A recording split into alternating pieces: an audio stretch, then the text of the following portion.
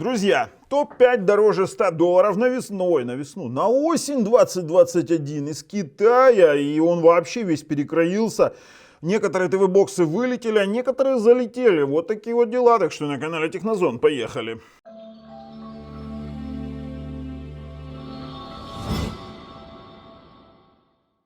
Слушайте, конъюнктура рынка такова, что все дорожает.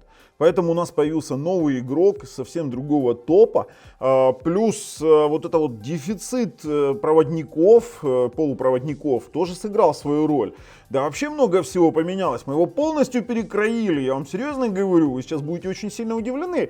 И перед тем, как мы начнем, конечно же, подписываемся, нажимаем колокольчик, чтобы не пропустить дальнейшие наши самые интересные обзоры. А, конечно же, помню, что это конкретно из Китая. Ну, или не только из Китая. Так что, поехали. Слушайте, на пятом месте у нас семейство Belink. У нас вылетел вообще Belink GT King 2020. Я не вижу в нем смысла, потому что есть Belink GT King Pro.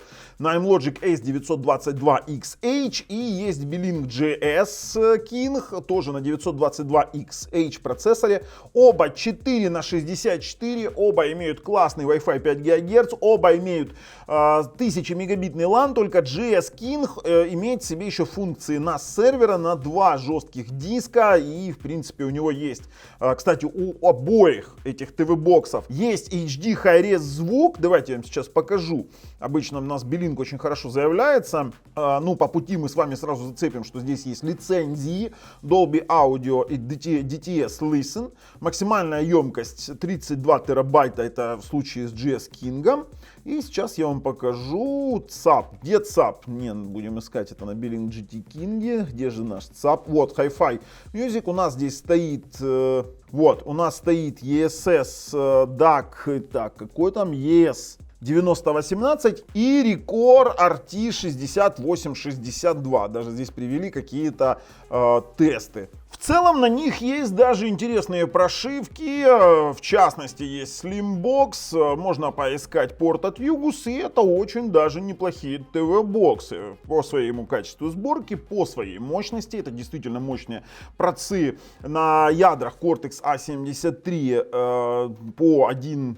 Да, здесь по 1,7 ГГц, здесь вот такие вот процессоры. Поэтому, хотя, возможно, сейчас уже идут 2,2, да. И плюс здесь еще есть Wi-Fi 6, вот так вот. Так что достаточно интересные моменты, но цена у GS King в $308, хотя если учитывать, что у нем функции NAS есть, то, конечно, возможно, можно это как-то оправдать. А вот за Belink GT King Pro, вот смотрите, давайте с европейской вилкой из Европы, это $149. Дороговастенько. На четвертом месте X88 King, и он уже стабильно вылетел из топа до $100. Те топы, которые до $100 у нас, вернее, X88 King, которые появляются до $100, честно вам скажу, они не подходят, потому что там доставка $25-30, и если вот вы найдете, обязательно обращайте внимание на стоимость доставки. Потому что некоторые мне указывают, а вот там дешевле $100, но не смотрят на стоимость доставки, на бесплатной доставки нет.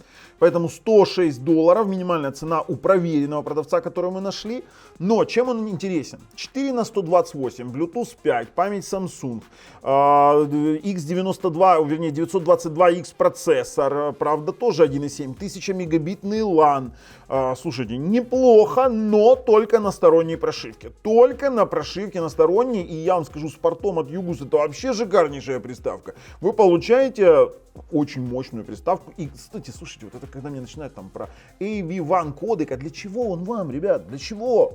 На данный момент реализовать AV1 кодек пока что не получается нормально, особенно в HDR и в Dolby Vision. Поэтому, ну, в ближайшие 4 года эта приставка отслужит железно. Четвертое место. Обзоры есть у нас под видео. Ссылки на проверенных продавцов тоже на все приставки есть в описании под видео. И у всех этих приставок есть в сторонних прошивках тот или иной автофреймрейт, который абсолютно работает. Теперь третье место. Yugus AM6B+. На третьем месте. Вы не ослышались. И тут я сейчас аргументирую, когда увидите второе место. Да, Yugus бесспорно хорош. AM6B+, с Wi-Fi 6. Цена на текущий момент $154. Дорого. Ребят, реально дорого, 154 бакса, это уже так, хотя это, знаете, такой первоисточник. У него самая интересная прошивка, она обновляется, это самое стабильное железо, одно из самых стабильных желез именно Yugus M6B+, это S922XJ процессор на 2,2 ГГц, Cortex A73 ядра, плюс здесь Bluetooth 5 есть, у него есть Dolby True HD в пробросе, DTS HD Master Audio, все красиво и классно. Но вот момент с Dolby Vision, он хотя и поддерживает Dolby Vision, но есть огромная проблема с переключением из Dolby Vision назад. То есть туда он переключается правильно, а зачастую некоторые профили обратно переключает он с трудом. Вот это вот момент, который, честно говоря, напрягает. Тут нужно чуть этот момент понимать. То есть Dolby Vision он может, но вот есть моменты с работой, поэтому это уже третье место. На втором месте у нас поселилось семейство ZIDU Z9X и Z10 Pro. Это на процессоре Realtek 1619 на Cortex A55 ядрах.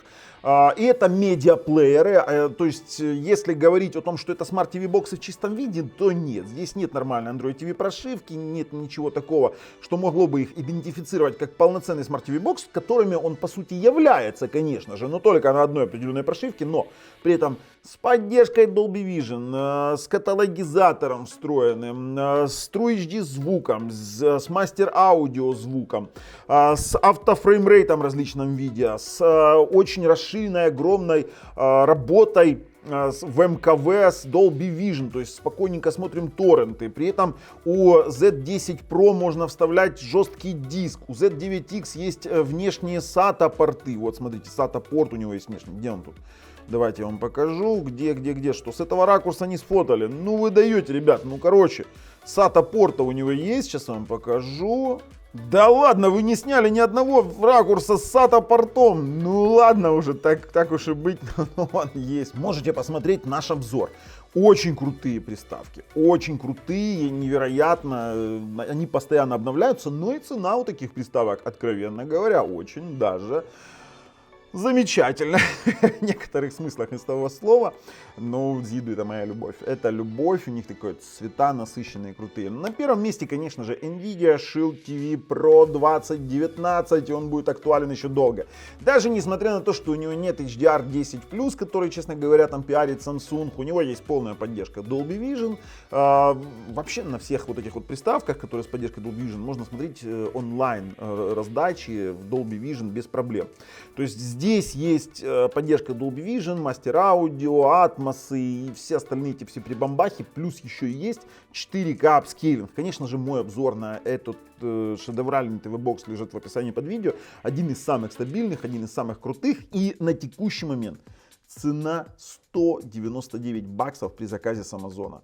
Именно с Амазона идете по моей ссылочке. С Амазона с помощью самых простых посредников в Украину, в Россию вы можете заказывать без проблем, потому что это выйдет дешевле, чем самый крутой ТВ-бокс, который вы можете себе представить. Но при этом не всем нужен Nvidia Shield, я вам честно скажу. Некоторым он не нравится. Есть такие люди, есть. Некоторым нужен OSP, некоторым нужно хранилище нормальное, поэтому в этом топе есть разнообразные. Но Nvidia Shield действительно очень крутой ТВ-бокс, и пока что обновление его ждать не стоит. То есть здесь есть автофреймрейт, есть именно программный автофреймрейт через Google API, есть приложение Refresh Rate, через которое вы можете настроить автофреймрейт практически в любом. Но и, конечно же, есть ложечка дегтя, он не тянет YouTube HDR. Сейчас у многих там рухнуло внутри. Ну, есть как есть. Зато есть сертификация Netflix у единственного из всего этого топа. Кто же вылетел из топ-5? У нас вылетел из топ-5 сейчас. Вот он, Minix. Все-таки цена в $200 за S922XJ процессор на 1.7, честно говоря, завышена. Он вылетел, хотя на него есть порт Yugus. Нафиг. Hadas VM3 139 баксов в базе, и для того, чтобы его прокачать, то нужно, конечно же, потратить намного больше, чем $140, то есть купить какие-то дополнительные плюшки типа звуковой платы, хотя Hadas это тоже моя любовь, это такой одноплатный, и у него есть мультиоперационные системы типа Android 9, Android TV, Symbian, CoreELEC, LibreELEC, Manjaro, Ubuntu, OpenWRT. и есть очень много SDK для разработки, то есть это хороший TV-бокс, хотя это даже не TV-бокс, это одноплатник. Ну а для тех, кто задаст вопрос, а что же там с Yugus AM7, в топе он или нет, пока не в топе. Я вам объясню, в чем вопрос. Для меня пока что спорная покупка за $140 AMLogic S905X4 процессора, несмотря даже на то, что здесь прошивка Yugus, и я думаю, что если, ну даже то, что здесь Wi-Fi 6, что мы будем смотреть на вторые, на третьи, на четвертые версии прошивок, и как только эти прошивки станут какими-то крутыми, то мы, конечно же, будем вводить его в топ-5, но пока рано, и мы ждем, я вам серьезно говорю, то есть имеем, что имеем, давайте будем объективными, и если выбирать между Югусами, то я бы лучше брал бы Yugus AM6B+, его хватит значительно на дольше, Все, ребят. Насчет Yugus AM7 я, по-моему, сказал все.